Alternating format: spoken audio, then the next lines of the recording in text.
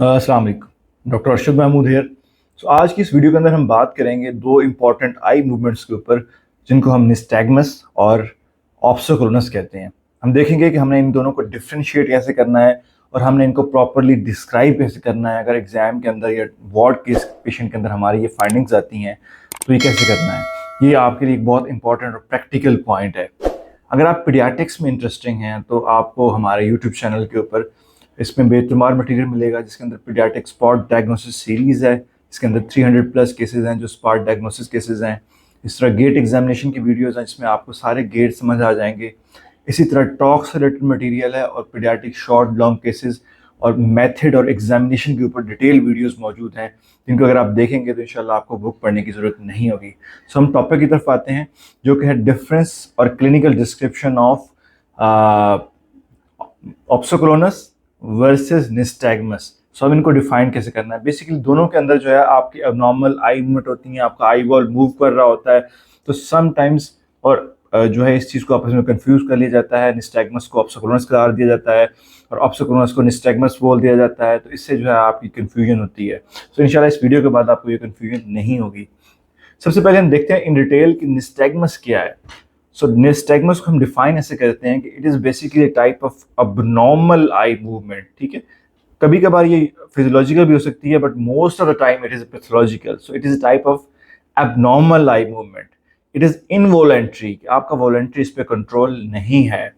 It is rapid eye movement, eyeball आपका rapidly move करेगा। ठीक है, फिर उसके बाद है it is a regular repetitive और rhythmic type of eye movement, जिसमें जो भी आई की मूवमेंट का एक पैटर्न होगा, आई की मूवमेंट हमेशा उस पैटर्न को फॉलो करेगी। तो जब ये चीज़ें आप बताते हैं तो आपके माइंड में जो कंसेप्ट बनता है वो निस्टैग्मस का है कि इनवॉलेंट्री मूवमेंट है, रैपिड मूवमेंट है, रेगुलर है जो कि एक स्पेसिफिक पैटर्न को फॉलो कर रही है और हमेशा उसी पैटर्न के अंदर आती है। सो ये है हमारी निस्टैग्मस। ठीक है, अब निस्टैग्मस को अगर हम क्लासीफाई करें तो सबसे पहली ब्रॉड जो क्लासिफिकेशन उसकी होती है वो होता है physiological versus pathological nystagmus. So most of the cases में ये पैथोलॉजिकल होती है। फिर सेकंड हम कहें तो वो हम कह सकते हैं कि कंजेंटल वर्सेस एक्वायर्ड। कंजेंटल ये है कि बच्चे को बाय बर्थ जो है उसको निस्टैग्मस प्रेजेंट थी, और एक्वायर्ड ये है कि उसको बाद में आई है। कंजेंटल निस्टैग्मस या तो ब्रेन मैलफॉर्मेशन की वजह से हो सकती है, अल्बिनिज्म की वजह से हो सकती है, या फिर जो है हेरिडिटरी भी होती है कि पेरेंट्स को भी निस्टैग्मस है और बच्चे को भी निस्टैग्मस आ रही है। एक्वायर्ड काजेस के अंदर हमारे सीएनएस के इन्फेक्शंस हैं, न्यूरोडी जो इन्फ्लेमेटरी डिसऑर्डर्स हैं उनके अंदर आ जाती है, ऑप्टिक नर्व की हाइपोप्लेजिया के अंदर आ जाती है, और इसी तरह बाज़ दफ़ा हमारे जो वेस्ट्रोकोक्लियर सिस्टम यानी ईयर कैनाल का सिस्टम है जो कि इन सब सिस्टम को रेगुलेट कर रहा होता है with coordination of the cerebellum and the brain, तो उसमें भी मसले हों तो भी निस्टैग्मस आ सकती है। सो ये सारे एक्वायर्ड काजेज हैं। अब निस्टैग्मस बेसिकली जो है वो तीन टाइप की होती है। जब हमारा आई बॉल हॉरिजेंटली मूव करेगा, ठीक है, हॉरिजेंटली मूव करेगा, ठीक है, तो इसको हम जो है हॉरिजेंटल निस्टैग्मस कहते हैं। ठीक है, हॉरिजेंटल निस्टैग्मस जिसमें eye ball to and fro right और लेफ्ट की तरफ मूव करता है। जब हमारा आई बॉल जो है वो अप एंड डाउन मूव करेगा, ठीक है, तो इसको हम कहते हैं वर्टिकल निस्टैग्मस। सो हॉरिजेंटल में साइड टू साइड मूव करेगा, वर्टिकल में अप और डाउन मूव करेगा। जब हमारा आई बॉल सर्कल में मूव करेगा, ठीक है, रोटेट करेगा, तो उसको हम रोटेटरी या टॉर्शनल निस्टैग्मस कहते हैं। सो ये basically three types of nystagmus है। अब हर टाइप जो तीनों टाइप्स निस्टैग्मस हैं उनकी फर्दर दो डिवीजन होती हैं। दैट कैन बी जो है पेंडुलर टाइप ऑफ निस्टैग्मस और जर्की निस्टैग्मस। पेंडुलर में क्या होगा कि जो दो हमारे जो निस्टैग्मस में आई बॉल मूव कर रहा है वो इक्वली एक ही स्पीड के साथ दोनों साइड पे जाएगा। ठीक है, सो जस्ट लाइक पेंडुलम, जिस तरह पेंडुलम मूव करता है ऊपर नीचे, इसी तरह आई बॉल जो है वो राइट और लेफ्ट होएगा। ठीक है, और वो एक स्मूथ वे में मूव करेगा। जबकि जो जर्की निस्टैग्मस होती है उसके अंदर दो कंपोनेंट होते हैं, एक फास्ट कंपोनेंट होता है और एक स्लो कंपोनेंट होता है। इनिशियली जब आई बॉल निस्टैग्मस वाली साइड पे जाती है, ड्रिफ्ट करती है, और फिर रैपिडली जो है ना वो अपने वापस नॉर्मल पोजीशन पे आती है।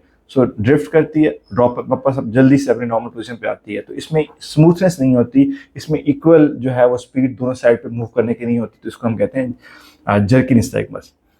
तो ये सारी डिटेल थी आपकी निस्टैग्मस की। अब हम आते हैं ऑप्सोक्रोनस की तरफ। सो ऑप्सोक्रोनस की डिफाइन हम कैसे करते हैं।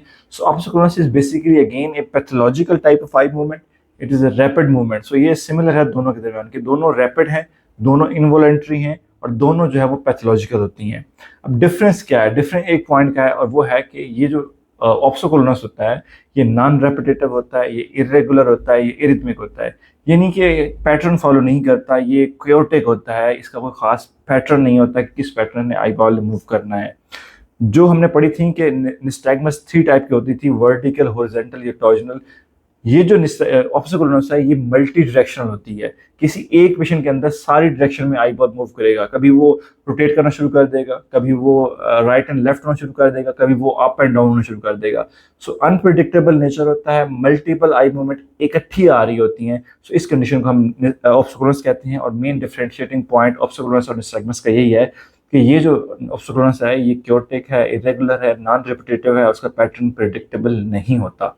ऑप्सिकुलर किस कंडीशन में होती है? मोस्ट कॉमनली जब भी पेशेंट हमारे पास पीडियाट्रिक एज ग्रुप का आता है ऑप्सिकुलर के साथ, तो हम डेफिनेटली उसके अंदर देखते हैं ओमैस के लिए देखते हैं, दैट इज ऑप्सिकुलर मायोक्लोनस एटेक्सिया। तो हम देखते हैं कि पेशेंट को एटेक्सिया तो नहीं है, क्या उसको साथ में मायोक्लोनिक मूवमेंट्स तो नहीं आ रही। अगर ये सारी आ रही हैं तो डेफिनेटली वो केस है ओमैस का। और वो मोस्ट ऑफ द टाइम जो है वो पैरानियोप्लास्टिक होता है। और पीडियाट्रिक एज ग्रुप के अंदर जो मोस्ट कॉमन ट्यूमर है वो न्यूरोब्लास्टोमा होता है, जो कि इसके एसोसिएटेड होता है। इसके हम फिर इसका वर्कअप कराते हैं। इसके अंदर एमआरआई आ जाता है, पैन एमआरआई आ जाता है, इसमें एमआरआई चेस्ट, एब्डोमेन और पेल्विस शामिल है। और इसी तरह हम उस पेशेंट के अंदर जो है 24 आवर यूरिनरी वीएम में एडवाइस करते हैं न्यूरोब्लास्टोमा पॉइंट ऑफ व्यू से। इसकी और भी काजेज है, जैसे कि ऑटोइम्यून एंसेफेलाइटिस भी करा सकती है, ऑप्सिकुलरनेस की काजेज बता रहा हूँ मैं। तो उसके अलावा और जो ड्रग्स हैं वो भी करा सकती हैं, सीएनएस इन्फेक्शन भी करा सकते हैं। तो ये सारी चीज़ें हैं। सो एम मेरी इस वीडियो का ये है कि आपने ऑप्सिकुलरनेस और निस्टैग्मस को डिफरेंशिएट करना है और अकॉर्डिंगली फिर आपने नेक्स्ट जो है इसका वर्कअप प्लान करना है। दूसरों के साथ भी ये वीडियो शेयर कीजिएगा। Thank you.